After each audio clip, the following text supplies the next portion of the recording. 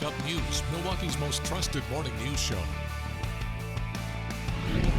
It's unfathomable to try to reason it and understand, but certainly our hearts are breaking.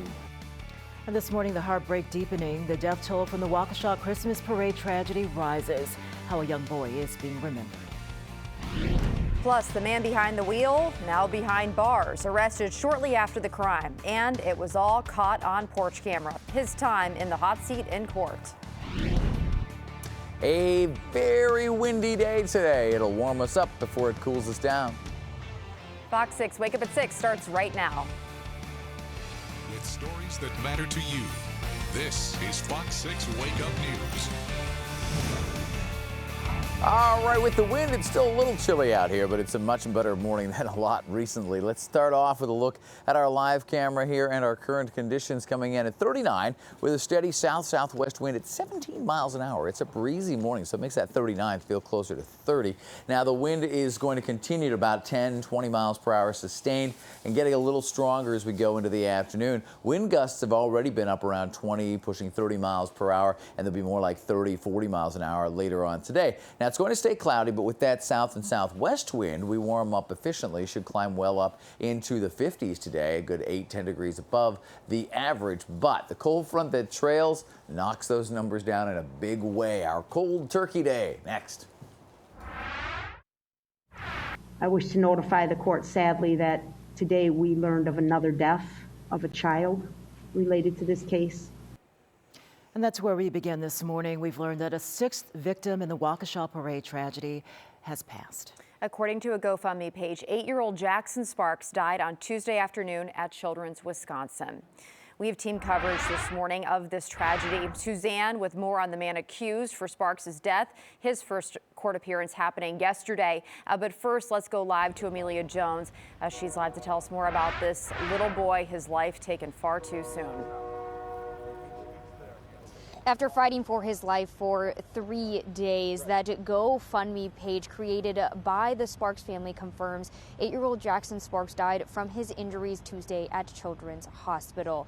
Sparks was walking in the Waukesha Christmas parade alongside his baseball teammates for the Waukesha Blazers. The family wrote on the fundraiser page, Sparks underwent brain surgery Sunday but needed a miracle. The 8-year-old was being treated at Children's alongside his 12-year-old brother, Tucker Sparks. His baseball organization says he was a sweet and tender-hearted 8-year-old with a contagious smile. Sparks was a student in the Mugwanago School District. In a statement, the district says they are, quote, heartbroken over the loss in the Waukesha Christmas parade tragedy. Sadly, we lost one of our own students today. Others in the community also mourning his loss. Honestly, it shatters my heart, it honestly breaks everything inside me knowing that, somebody, especially a child, an innocent child, is losing their life from something so senseless. Children says that they are treating 13 patients right now, and out of those 13, 6 are in critical condition. The suspect, 39-year-old Daryl Brooks Jr., is facing 5 counts of first-degree intentional homicide, and prosecutors say more charges may be added with victims still fighting for their lives. Reporting live in Waukesha, Amelia Jones, Fox 6 News. 4 people connected to Milwaukee's Dancing Grannies group died in Sunday's tragedy. Several others still recovering from their injuries. 3 dancers, Leanna Owen, Tamara Durant, and Virginia Sorensen, and a volunteer, Willem Haspel, all lost their lives. The dance group's president, Tamara Rosenstrader, also was injured, and she's hospitalized. She recently got out. She's recovering. Her daughter says support for the group is needed now more than ever. My mom and the whole Dancing Granny family, they're a family, and it's a sisterhood that can really never be broken up. So obviously, I'm pretty sure all of them are probably grieving about it, and it really affects them. Several GoFundMe pages have been set up for the Dancing Grannies. We have info on our website, fox6now.com. And you may have noticed the Hone Bridge lit up in blue Tuesday evening in a display of support for Waukesha and the victims of the parade tragedy. Mayor Tom Barrett says City Hall is also lit up in blue, as well as a number of downtown buildings. He says all of Milwaukee is keeping Waukesha in its thoughts. I'm a longtime fan of Dancing Grannies, and to see that wonderful civic group with those talented individuals so tragically affected is heartbreaking, as well as the young children that were and teenagers that were marching through that parade. It was unbelievable to see what was happening.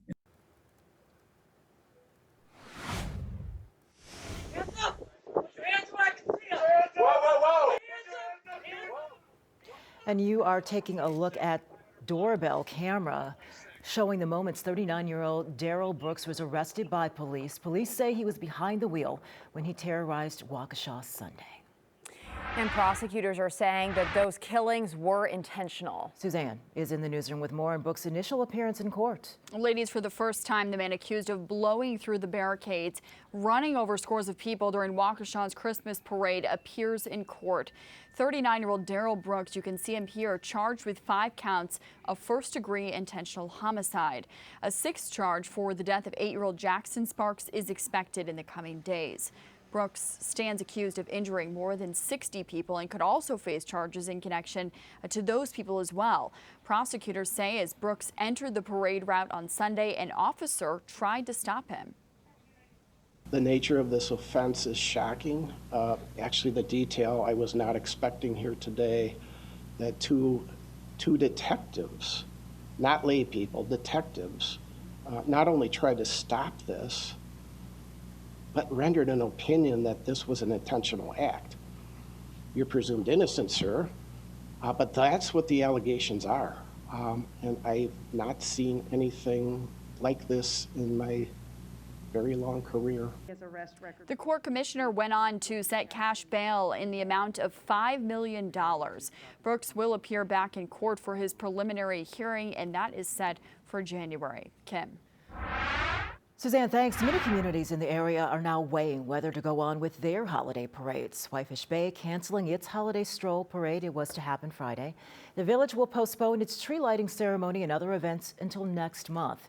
Grafton is going ahead with its parade. That's Saturday at 11. And as we reported previously, the Falls Parade is canceled. There are so many ways to help Waukesha, from the community fund to the GoFundMes that have been set up for the individual victims and their families. We've got a full list of all of those resources in one convenient place for you. Just go to fox6now.com and click on the link that's on the top of our homepage. An update now to a utility emergency in downtown Milwaukee. Officials say crews worked through the night to restore service but found no damage to a critical part of their network. Full restoration of service to customers expected by this evening. We Energy's crews have been working to repair a massive water main break. It flooded the system, the tunnel, with steam, with millions of gallons of water as well, and that's been happening since Monday night. Coronavirus cases breaking records again in Wisconsin. We are seeing the highest daily increase since 2020 with 4,264 new cases. The 7-day average, 3,148 infections. 16 people are dying a day. That is on average. Milwaukee health leaders say more people are hospitalized than any other time this year. When it comes to COVID, we're not even close to out of the woods. We are deep in the woods. Wisconsin is the 6th worst state in the country in cases per population. We have more cases per day than at any other point that we've seen in 2021. Milwaukee leaders continue to urge people to get fully vaccinated. For those who are vaccinated, you are asked to get a booster shot. An actor's Milwaukee debut cut short as police take him into custody. The Jesus Christ Superstar cast member's affiliation with the Capitol riot. Plus, a new development in the Gabby Petito murder case. The cause of death of the only person of interest in the case, her fiancé, Brian Laundrie.